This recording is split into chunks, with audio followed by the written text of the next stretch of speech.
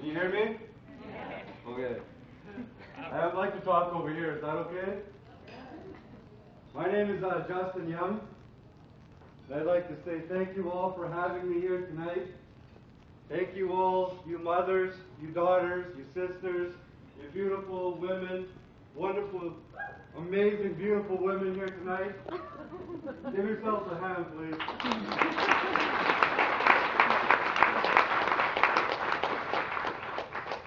What an honor it is to be able to have an opportunity to speak in front of so many beautiful people. You know, I grew up in a hard way, as you heard the young lady before me.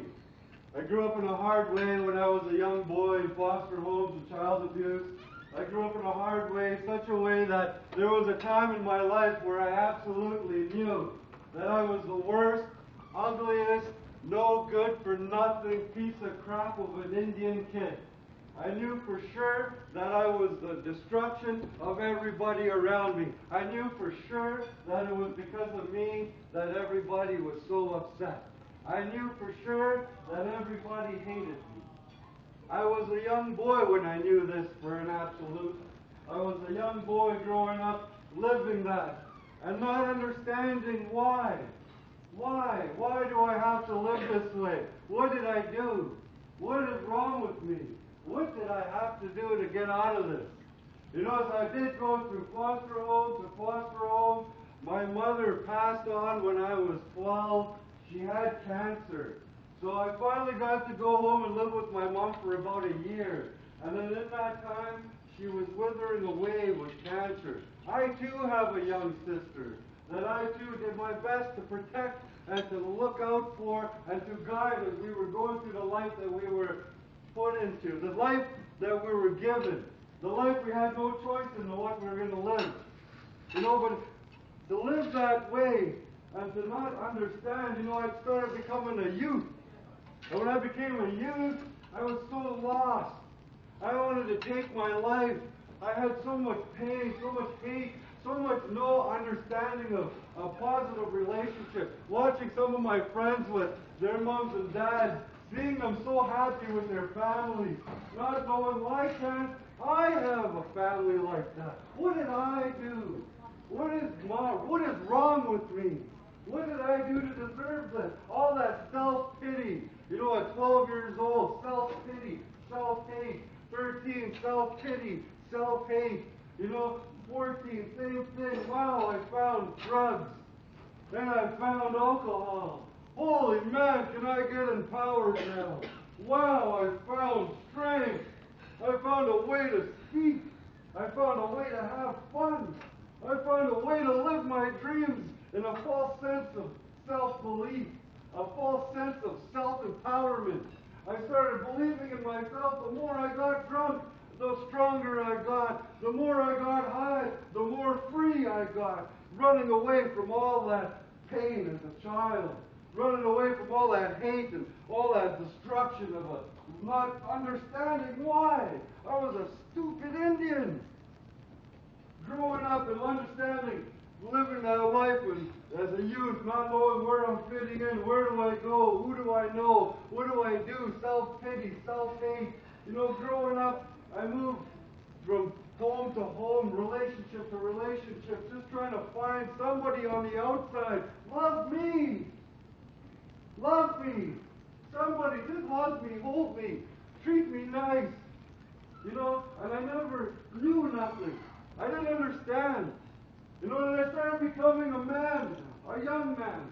I started becoming a young man. And I wanted to run away from all of that stuff that happened over there. I'm from Bloodvein First Nation, which is 300 kilometers north of Winnipeg, Manitoba. And I went through all these homes in that area, and I turned about 21, and I moved to Kamloops to get away from that life. I moved as far as I can to get away. I'm going to go and change my life. I'm going to go and better myself. I'm going to go and do something to do have just a better experience. I moved here, and I started working and going to school. I started working at Robo Car Wash.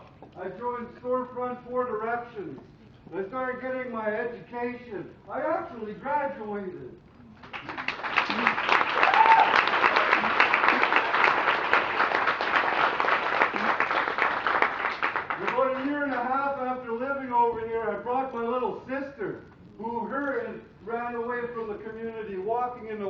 getting away.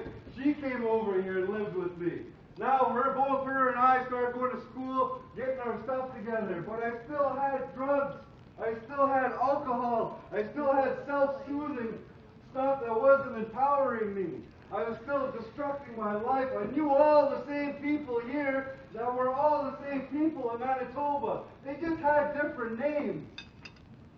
And holy man, what is that all about? What do I do? What do I do? How do I change that? And you know what I did? I started healing. I started healing myself. I started going out into the community and looking for support. I started finding a program called Choices. I went to Copenhagen. I met my partner who introduced me to a whole new life. I started having self-empowerment. I started realizing that I am the master of my life.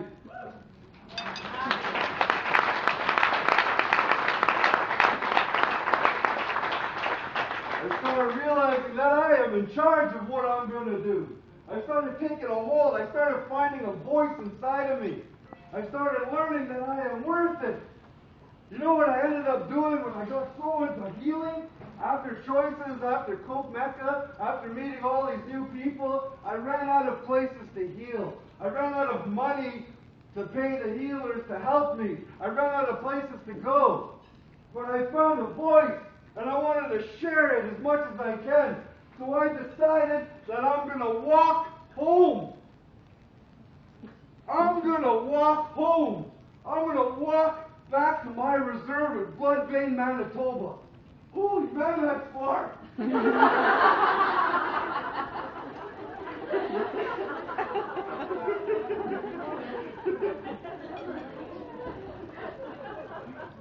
But I want to get better. I want to find out who is Justin Young. Who am I? Am I good enough? Am I strong enough? Can I follow a dream? Can I be the best me I can absolutely be? So I started a walk of healing. I left Kamloops on May 30th, 2009. 2010, I can't remember. 2010. It was 2010, yeah. 2010. I left Kamloops, Apollo Arbor. I started the walk of healing there. And I walked all the way to my reserve.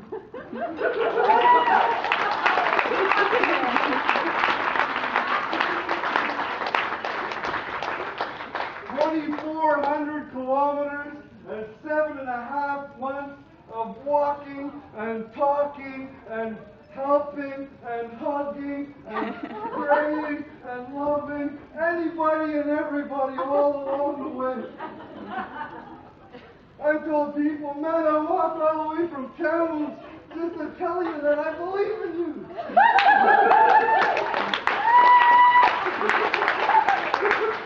I walked all the way here just to tell you that I love you, that you are worth it, that you can do whatever you put your heart and mind to, that you are a wonderful gift of life. And all along the way, I told myself that as I walked. I didn't do it for fame or fortune. I didn't do it to raise money. I did it to heal. I did it to learn to believe in myself. I did it to learn to love myself. If all those people as a young boy aren't going to love me, then I'm going to love the hell out of me today.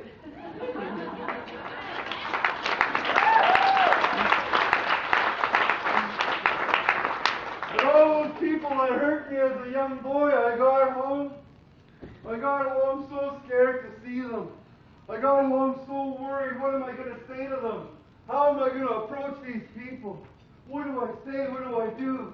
When I got home, this one woman that hurt me lots as a young boy, she did a lot of horrible things to me. I hated her for a long time. I carried her up here, and I wanted to hurt her as much as I could when I got older.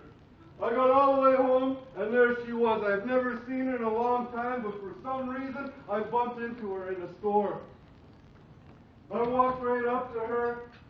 I stopped. And I went up to her, and I thanked her. Thank you so much for hurting me as a young boy, so that I could learn how great it feels to heal a man. Thank you so much for giving me that pain. I forgive you. And I hope that you can forgive yourself. And that you can find it in your heart to better yourself. Because of what you give to me, I got to walk all the way over here to give you a hug. She hugged me. And she cried. I don't know what that would have done for her, but holy man, I know what it did for me. It gave me a wonderful opportunity to come back here and share with all of you tonight how freeing forgiveness is, how freeing love is, how amazing it is to follow a dream and just to believe in yourself and not to do the little steps necessary every day to make it happen, to make a dream happen. I love everybody. I love you all so much, and I don't even know you.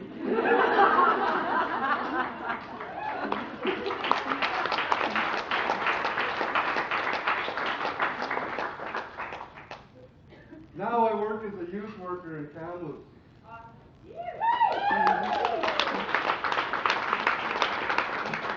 I get to work with inner city troubled youth.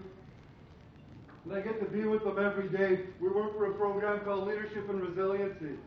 And these youth, they come from foster homes, troubled lives, hard ways of living.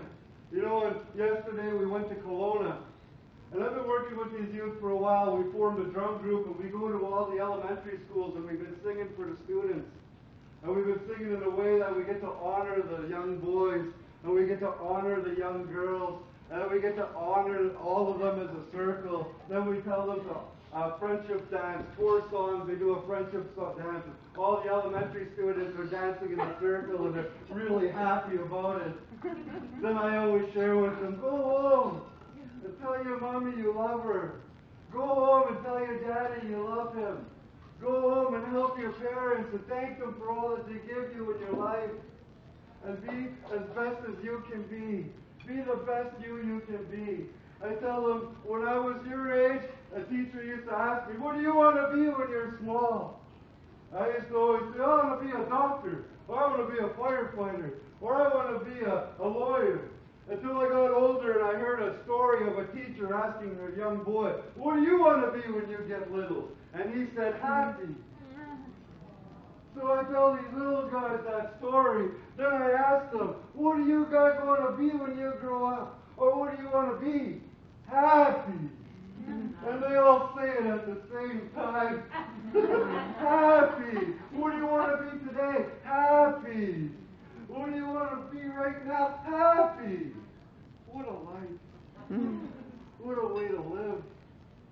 You know, I'm so grateful for life these days.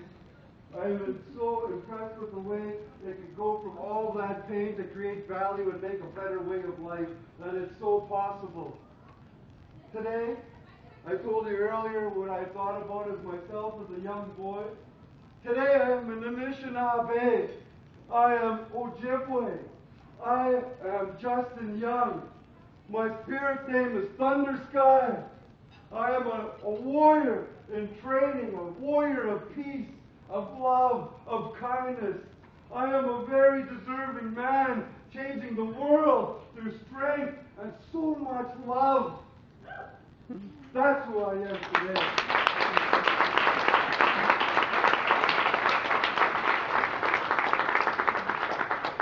Nobody can take that away. I could give it to everyone I want to. Thank you. Thank you.